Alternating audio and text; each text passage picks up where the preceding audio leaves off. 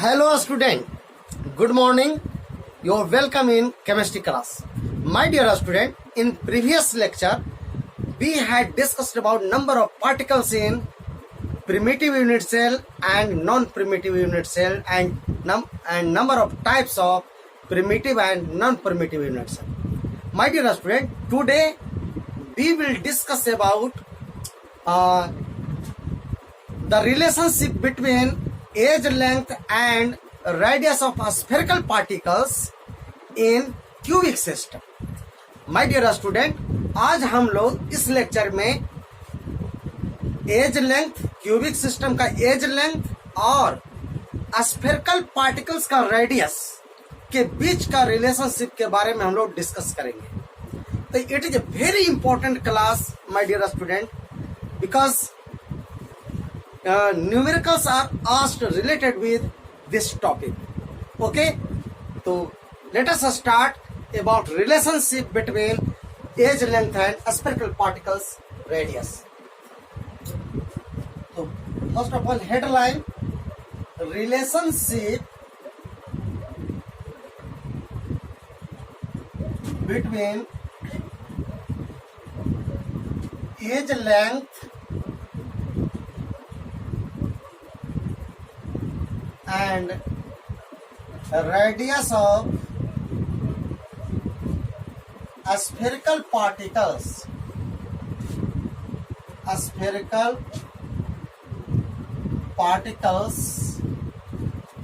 in cubic system.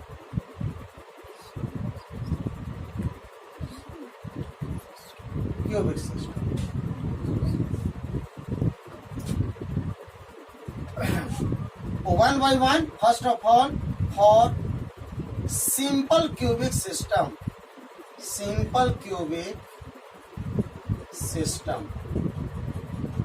or primitive unit cell.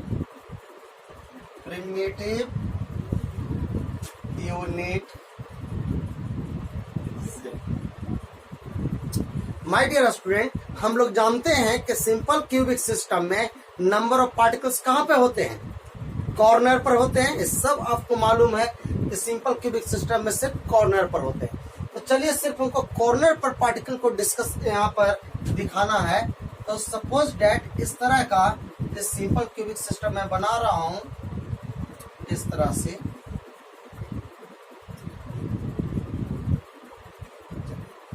अब मान करके चलिए कि हमको चूंकि सिर्फ कॉर्नर के पार्टिकल को दिखाना है, तो कुछ इस तरह से ऐसा बनाना है कि दो कॉर्नर का पार्टिकल आपस में टच कर रहा है. इस तरह से आपस में टच कर रहा है, दोनों इक्वल है. इस तरह से बनाना है कि दोनों इक्वल है, आपस में टच कर रहा है. चलिए यहाँ पर हम मान लेते हैं कि इसको ए मान लेते हैं. ए बी हो गया. यहाँ पर ये सब एजेज है. हम लोग जानते हैं क्यूबिक सिस्टम में 12 एजेज होता है, 12 किनारा होता है. तो सब चूंकि क्यूबिक सिस्टम है तो सब एजेज आपस में इक्वल होगा. तो जैसे यहाँ से लेकर के यहाँ तक हम ए मान लेते हैं. ए भी आपका ए होगा, तो यानी कि ए भी आपका कितना होगा? जो ए होगा. तो यहाँ से लेकर के यहाँ तक को हम क्या मान लिए?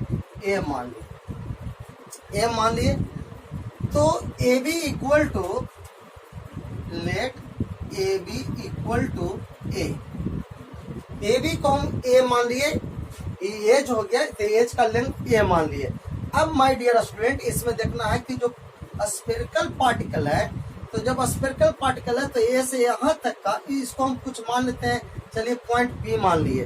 तो ए से पी तक को हम इसको आर हम मान सकते हैं, रेडियस मान सकते हैं. स्फेयर का रेडियस ए से लेकर के पी तक ये रेडियस हो जाएगा.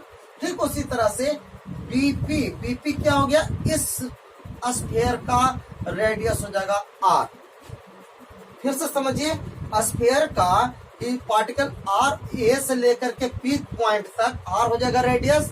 ठीक उसी तरह से इस पार्टिकल का बी से लेकर के पी तक आर हो जाएगा, रेडियस हो जाएगा. यानी कि कह सकते हैं कि ए से लेकर के बी तक में 2r मिल रहा है. ए से बी तक में r प्लस आर यानी कि 2r. तो अब लिख सकते हैं again A B equal to 2r. Clear है? सबसे पहले क्या माने, दो पार्टिकल आपस में कांटेक्ट कर रहा है, तो ए बी, ए से बी तक का पॉइंट है, एज है, उसका पूरा एज लेंथ कितना होगा, ए मान लिए, तो ए बी इक्वल टू ए मान लिए। अब देख रहे हैं कि इसमें दो रेडियस मिल रहा है, एक है ए से लेकर के पी तक एक आर, और बी से लेकर के पी तक भी एक आर मिल रहा है, यानी कि टोटल आपका 2r बन रहा है, यानी कि कह सकते हैं कि ए बी इक्वल टू 2r हो गया। अब इसको इक्वेशन मान लेते हैं फर्स्ट हो गया, ए इक्वेशन सेकंड हो गया। तो अब इक्वेशन फर्स्ट और सेकंड से हम क्या लिख सकते हैं, ए इक्वल टू 2r लिख सकते हैं। Now from equation first and second we get a equal to 2r. a equal to 2r. This is the relation between edge length and radius for simple cubic system. Primitive unit cell में a equal to 2r होता है, इसको हमेशा mind पर रखिएगा। अब r भी निकाल सकते हैं, और r इक्वल टू क्या हो जाएगा, a बाई 2 हो जाएगा। एज लेंथ का हाफ होता है, तो एज लेंथ और रेडियस में क्या रिलेशन हो गया, a इक्वल टू 2r और r equal to a by 2। इसी इक्वेशन के हेल्प से सिंपल क्यूबिक सिस्टम में अगर एज लेंथ दिया हुआ है तो r आप निकाल सकते हैं, या r दिया हुआ है तो एज लेंथ आप निकाल सकते हैं। इसमें एक और इम्पोर्टेंट फॉर्मूला बनेगा, इसमें पूछेगा कि नियरेस्ट नेबर डिस्टेंस कितना होगा। नियरेस्ट नेबर डिस्टेंस हमेशा r का दुगना होता है, यानी कि दो पार्टिकल जब आपस में कांटेक्ट करता है, यानी कि दो पार्टिकल, सपोज दैट ये दो पार्टिकल है आपस में कांटेक्ट कर रहा है, तो इसका सेंटर ही हो गया, इसका सेंटर ही हो गया, ये आपस में जो होगा इसी को हम बोलेंगे नियरेस्ट नेबर डिस्टेंस। तो 2r हो जाएगा, एक r ही हो जाएगा, एक r ही हो गया, 2r हो गया। तो नियरेस्ट नेबर डिस्टेंस, तो नेक्स्ट पॉइंट बनेगा आपका नियरेस्ट नेबर डिस्टेंस, जिसको d से, स्मॉल d से डिनोट किया जाता है, वो हमेशा होता है कितना, किसके इक्वल होता है, 2r के होता है, 2r।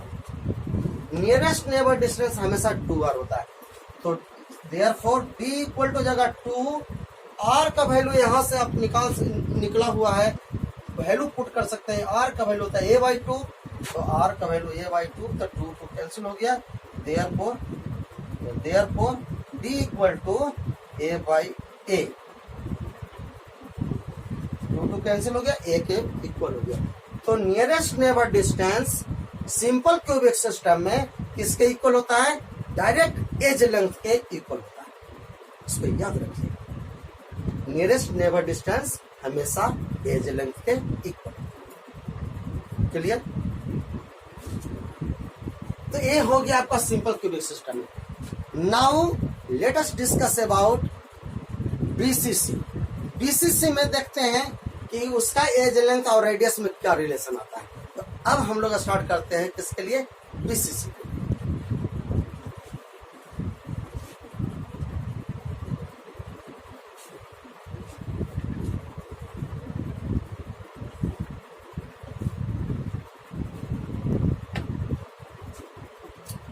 Second, for BCC, BCC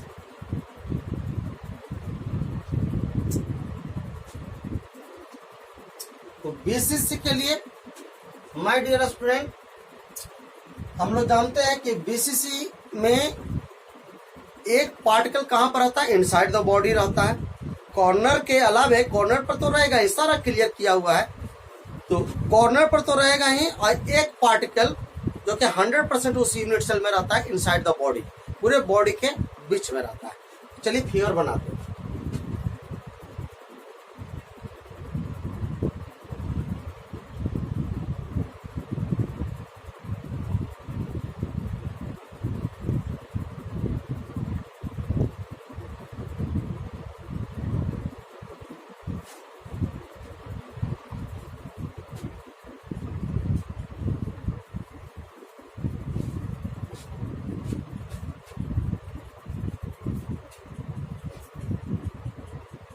अभी इसमें बॉडी में तो रहेगा ही एक पार्टिकल, इनसाइड द बॉडी है, पूरे सिस्टम के बीच में एक पार्टिकल आ गया, और कॉर्नर पर तो रहेगा ही। तो हमको कॉर्नर बस रिलेशन यहां से निकालते हैं। इस तरह से बना रहे स्फीयर कि कुछ तो दूसरे यूनिट सेल से टच करेगा, और क्योंकि कॉर्नर पर हमेशा 1/8 पार्ट ही रहता है, ठीक है ना, तो इस तरह से आपस में कांटेक्ट करेगा। फिर उसी तरह से इस कॉर्नर पर भी आपस में कांटेक्ट करेगा, इस तरह से। इसको मान लेते हैं ए, यहाँ पर भी आप मान सकते हैं एक पार्टिकल, यहाँ पर भी मान सकते हैं। इसको मान लेते हैं बी, ई हो गया सी, ई हो गया डी, इस तरह से ए बी सी डी, इस तरह से हम मान लिए। अब क्या करते हैं कि देखिए, अब यहाँ पर ये जो आ रहा है इतना, तो इसका रेडियस हो गया, इस पार्टिकल का रेडियस हो गया। इसको भी हम कुछ मान लेते हैं। चलिए पहले इसको ऐसे मिलाइए ताकि एक पूरा कंप्लीट ए बन गया। ए से लेकर के डी तक ए आपका बन गया बॉडी डायगोनल, इसको बोलते हैं, पूरे बॉडी का डायगोनल बोलते हैं।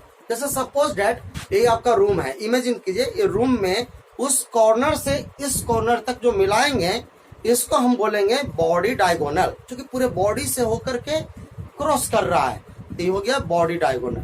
तो बॉडी डायगोनल इसको मान लेते हैं, इसको मान लेते हैं ए बी सी डी, इस पॉइंट को हम मान लेते हैं ई मान लेते हैं यहां पर। अब क्या करते हैं कि सबसे पहले इसमें देखिएगा कि ए से लेकर के ई तक, इस पॉइंट तक, यहां तक एक स्फीयर का रेडियस मिल जाएगा। ठीक उसी तरह से यहां से लेकर के यहां तक एक रेडियस मिल जाएगा। और ये जो पार्टिकल है स्फीयर का पार्टिकल, इसमें 2 रेडियस मिलेगा, क्योंकि डायमीटर है पूरा, तो 2r हो जाएगा इसमें। क्लियर? इसमें 2r मिलेगा स्फीयरिकल पार्टिकल में, एक r यहां पर मिल जाएगा, एक r यहां पर मिल जाएगा। तो क्या हो जाएगा कि a से लेकर के d तक, इसको अभी बताया कि बॉडी डायगोनल है, तो बॉडी डायगोनल यानी कि AD इक्वल टू टोटल कितना आ रहा है, कितना r मिल रहा है, 4r मिल रहा है, 1r 2r और 2r 4r। इसको लिख सकते हैं लेट AD इक्वल टू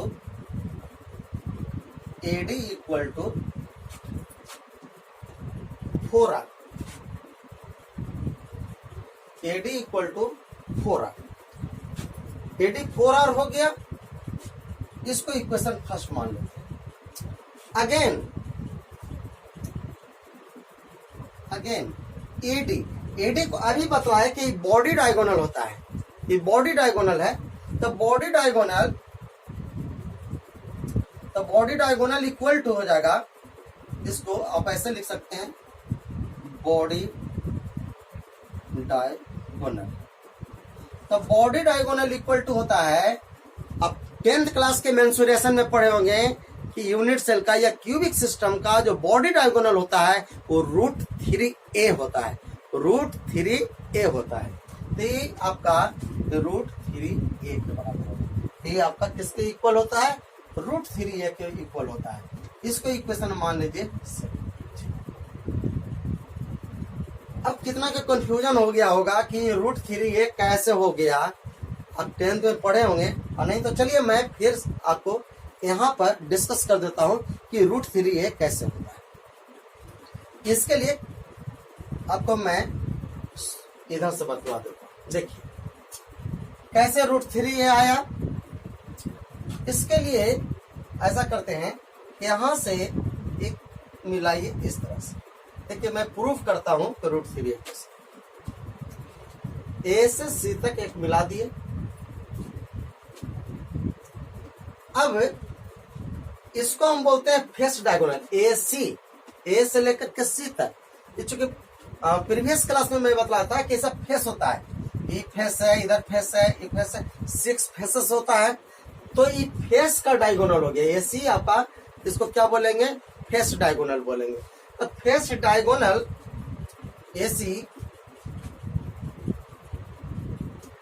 इसमें आपका 2 ट्रायंगल मिलेगा, एक मिलेगा छोटा ट्रायंगल, एक बड़ा ट्रायंगल मिलेगा। देखिए एक ट्रायंगल आपका मिल रहा है ए ई सी, ए ई सी।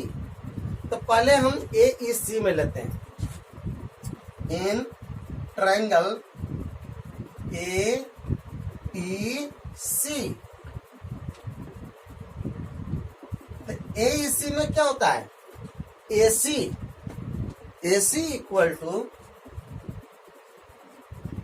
A C equal to, A C equal to जगह ए ई रूट हुआ ए ई का स्क्वायर, ए ई का स्क्वायर प्लस ए सी का स्क्वायर,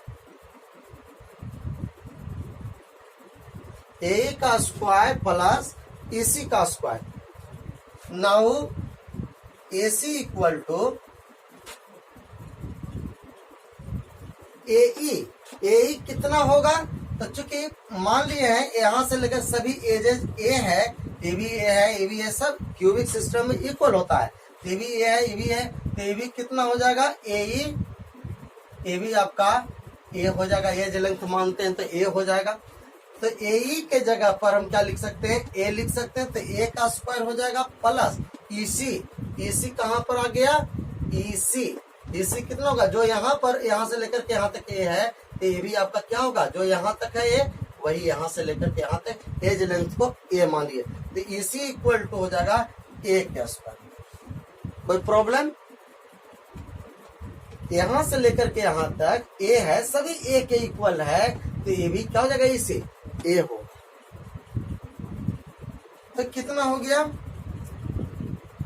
ए स्क्वायर प्लस ए स्क्वायर तो हो जाएगा 2a स्क्वायर इक्वल टू हो जाएगा। अब इसको बाहर निकालिए तो रूट टू ए स्क्वायर से रूट से स्क्वायर कैंसिल हो जाएगा, तो ए बच जाएगा, रूट से स्क्वायर कैंसिल हो जाएगा, तो केवल ए जब बाहर निकलता है तो ए बच जाएगा। तो फाइनली क्या निकल गया, ए C equal to root 2a बन गया। तो एक तरह से ए सी क्या हो रहा है, फेस डायगोनल हो रहा है। तो फेस डायगोनल आपका कितना आ गया, फेस डायगोनल रूट 2a होगा। क्लियर है। तो अब जो ए सी जो निकल गया रूट 2a, अब हम लोग क्या करते हैं, मेरा टारगेट क्या है, हम लोग का टारगेट है एडी निकालना, बॉडी डायगोनल निकालना। तो चलिए फिर रूट 2a आ गया। अब क्या करते हैं कि अब मैं इसको यहां तक मैं मिटा देता हूं। ये सब आप नोट कर लीजिए पहले, इस तरह से रूट 2। अब या तो आप इसके बाद मैं लिख देता हूं रूट 2a आ गया। इसको मैं मिटा करके डायरेक्ट एक लाइन में मैं मिटा, और ए सी बराबर कितना आया, इसको मैं डायरेक्ट यहाँ पर उसके बाद लिख देता हूँ, ए सी बराबर आ गया रूट 2a इतना। अब क्या करते हैं कि अब बड़ा सा ट्रायंगल में हम लोग कंसीडर करते हैं। तो in triangle A D C now in triangle A D C ADC में देखिए एडी इक्वल टू क्या हो जाएगा, एडी इक्वल टू उसी तरह से एडी इक्वल टू क्या हो जाएगा, एसी का स्क्वायर प्लस सीडी का स्क्वायर। इस ट्रायंगल में क्या हो रहा है, एसी का स्क्वायर प्लस सीडी का स्क्वायर, एसडी इक्वल टू, तो एसी का स्क्वायर प्लस सीडी का स्क्वायर इस तरह से इक्वल टू क्या हो जाएगा, इक्वल टू हो जाएगा एडी इक्वल टू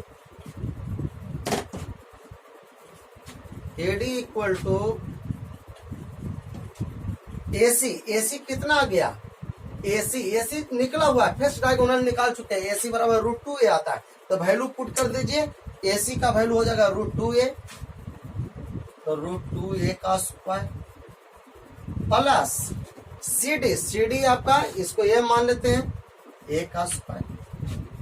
तो क्या हो गया, एडी इक्वल टू हो जाएगा √2 का स्क्वायर। तो देखिए रूट हम दे दिए हैं, रूट से ये स्क्वायर कैंसिल हो जाएगा तो केवल बचा गया 2, तो 2a स्क्वायर बच जाएगा।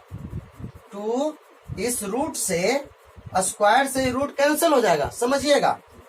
हम बड़ा सा रूट दे दिए, अब इस रूट से ये स्क्वायर कैंसिल हो जाएगा तो केवल बच गया 2 और a स्क्वायर तो रहेगा ही, अब plus a square.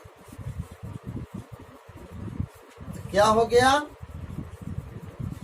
2a square और 1a स्क्वायर तो हो जाएगा 3a स्क्वायर, हो जाएगा 3a स्क्वायर इक्वल टू हो जाएगा √3, a स्क्वायर बाहर आएगा तो ये बन जाएगा, क्या आ गया, √3a आ गया।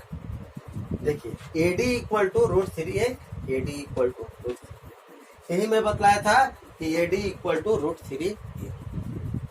This is body diagonal.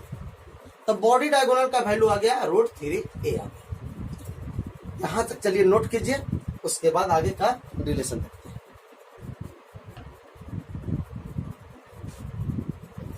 अब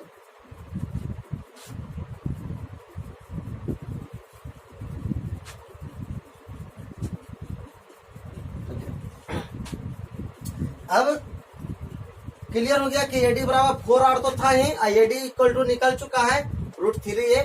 ये तो केवल क्लियर करने के लिए इतना करना पड़ा। तो अब दोनों इक्वेशन से now from equation first and second we get, तो क्या हो जाएगा, AD इक्वल टू 4R और AD इक्वल टू √3a, यानी कि हो जाएगा 4R equal to √3a। Now a equal to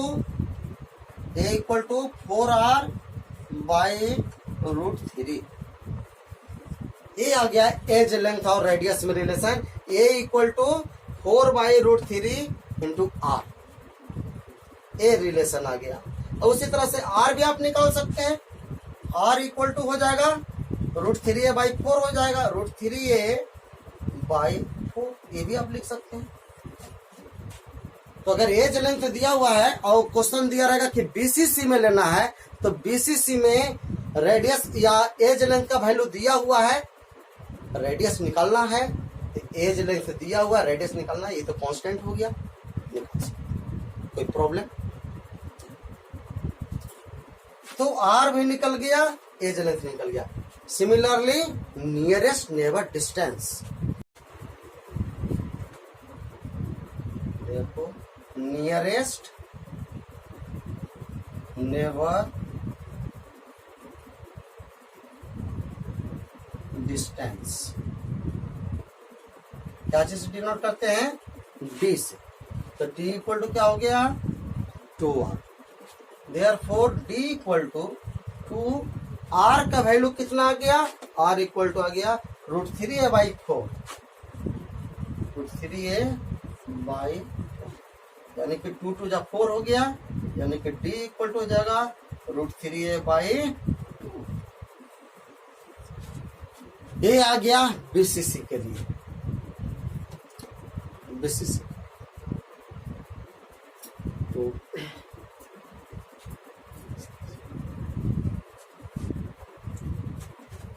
third होगा फॉर एफसीसी। एफसीसी के लिए फेस सेंटर क्यूबिक में कहाँ रहता है पार्टिकल, कॉर्नर के अलावे फेस के सेंटर पर रहता है, इस फेस सेंटर पर रहेगा। तो इसको लिए हम इस तरह से बना सकते हैं,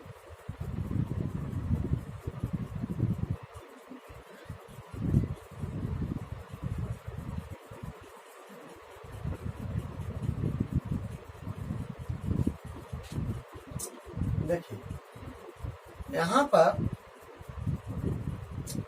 पूरे फेस के सेंटर पर एक पार्टिकल रहेगा, तो पूरा एक फेस है, जैसे ये भी एक फेस है, कहीं पर भी एक बना सकते हैं, ये फेस के सेंटर पर बना दिए।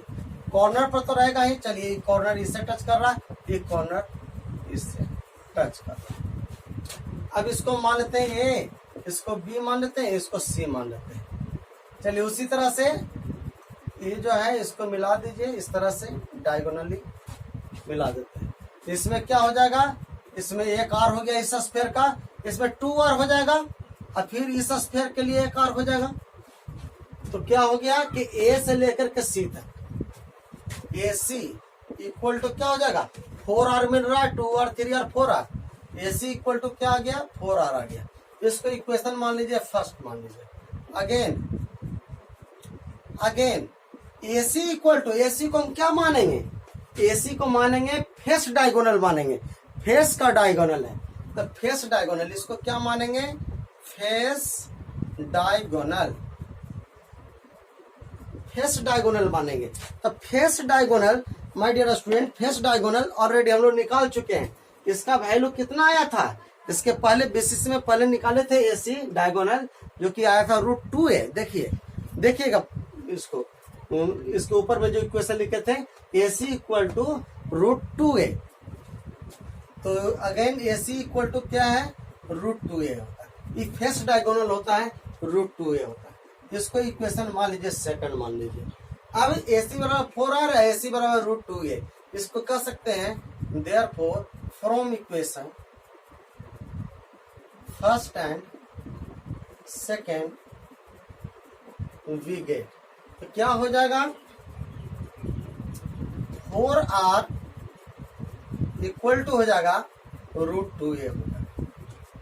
ये relation 4r equal to √2a होगा, इसलिए a इक्वल टू हो जाएगा, a equal to 4r by √2, और r इक्वल टू क्या निकल जाएगा, √2a बाई 4। अगर FCC के लिए क्वेश्चन पूछेगा कि एज लेंथ दिया हुआ रेडियस निकालिए, बस इससे आप निकाल सकते हैं। तो इस तरह से छोटे छोटे क्वेश्चन पूछा जाता है न्यूमेरिकली। तो r equal to √2a by 4। Now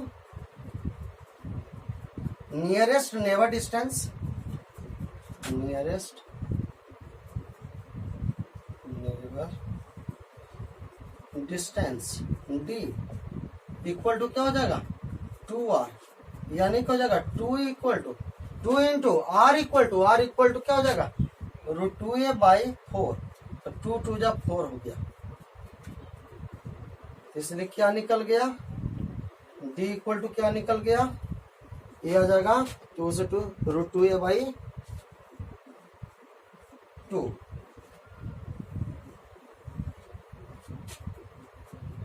तो इस तरह से ये FCC के लिए, तो इसमें इंपॉर्टेंट आपका ये हो गया, एज लेंथ और रेडियस काफी इंपॉर्टेंट होता है। कभी कभी नियरेस्ट नेबर डिस्टेंस पूछेगा तो आप r का ट्वाइस कर दीजिएगा, 2r कर दीजिएगा सिस्टम में, बस बन गया। तो ये था आपका FCC के लिए। तो my dear student, simple cubic system में आप देख लिए क्या रिलेशन आया था, है ना। BCC के लिए भी निकाल दिए कि एज लेंथ और रेडियस में क्या रिलेशन है, FCC के लिए क्या होता है ये भी आप देख लिए। एंड सेंटर उतना ज्यादा इंपॉर्टेंट नहीं है, पिछले क्लास में भी बताया था, वो तो फेसेस सेंटर है, जिस तरह से इसमें निकला है उसमें भी वही निकलेगा, कोई प्रॉब्लम नहीं है। और जनरली FCC का ही टाइप है तो उसमें भी रिलेशन वही होगा। तो माय डियर स्टूडेंट, इस लेक्चर में बस यहीं तक। नेक्स्ट क्लास में मिलते हैं इसके आगे का टॉपिक लेकर के। Till then bye bye, take care.